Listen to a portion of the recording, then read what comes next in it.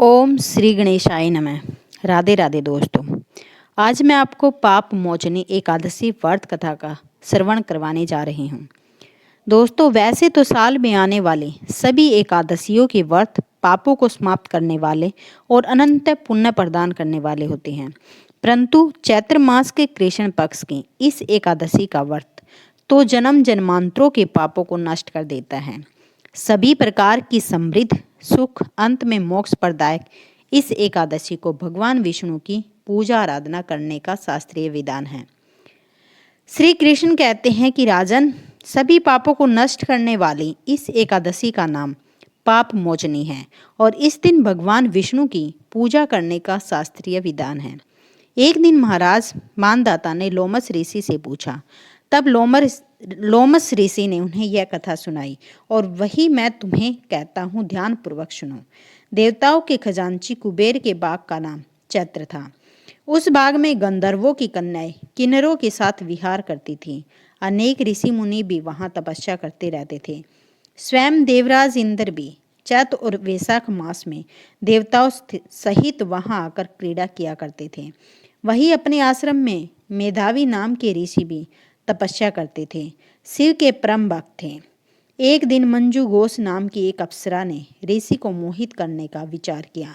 वह भय के मारे उनके समीप तो नहीं गई, परंतु दूर बैठकर वीणा पर मधुर गीत गाने लगी। उसी समय कामदेव भी मेधावी ऋषि को जीतने के लिए वहां आ पहुंचे।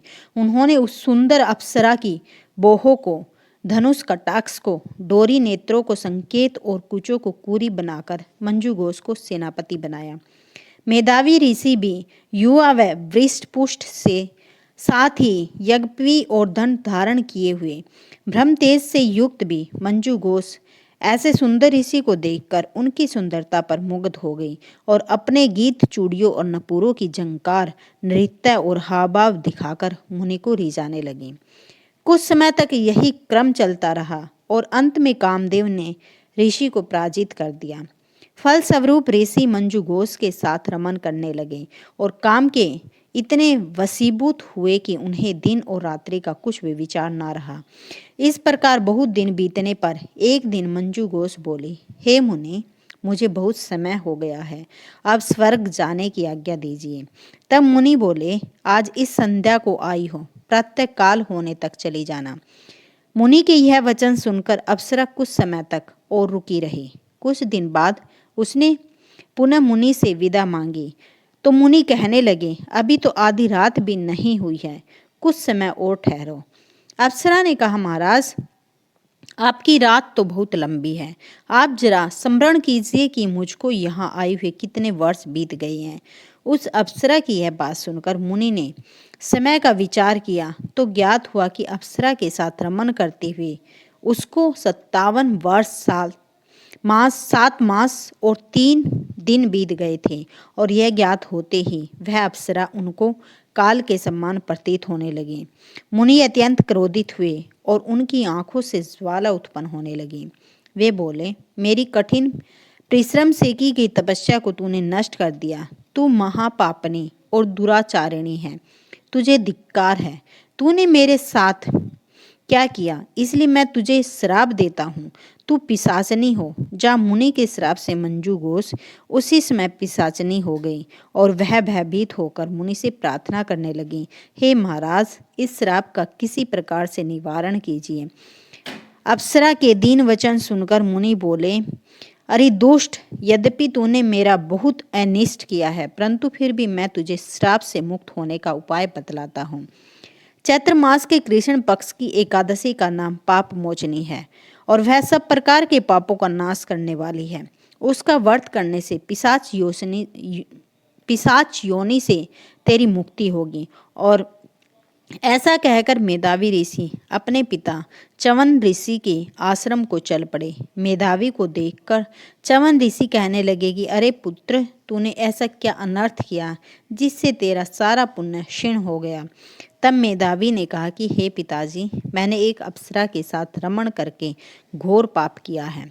अब आप इस पाप से छूटने का उपाय बतलाइए। तब च्यवन ऋषि बोले कि हे पुत्र, चैत्र मास के कृष्ण पक्ष की पाप मोचनी एकादशी का व्रत करने से सब पाप नष्ट हो जाते हैं। इसलिए तुम इस व्रत को करो। पिता की आज्ञा पाकर मेधावी ऋषि ने विधि पूर्वक इस व्रत को किया, जिससे उसके सब पाप नष्ट हो गए। उधर मंजू घोष भी व्रत के प्रभाव से पिशाचिनी योनि से मुक्ति पाकर दिव्य रूप धारण करके स्वर्ग लोक को चले गए। लोमस ऋषि बोले कि हे राजन, पाप मोचनी एकादशी के व्रत को करने से सब पाप नष्ट हो जाते हैं। इस कथा को सुनने और पढ़ने से 1000 गोदान का फल मिलता है और इस व्रत को करने से ब्रह्म हत्या, गर्भपात, सुरापान, गुरु पत्नी से प्रसंग आदि जैसे पाप भी नष्ट हो जाते हैं और अंत में स्वर्ग की प्राप्ति होती है।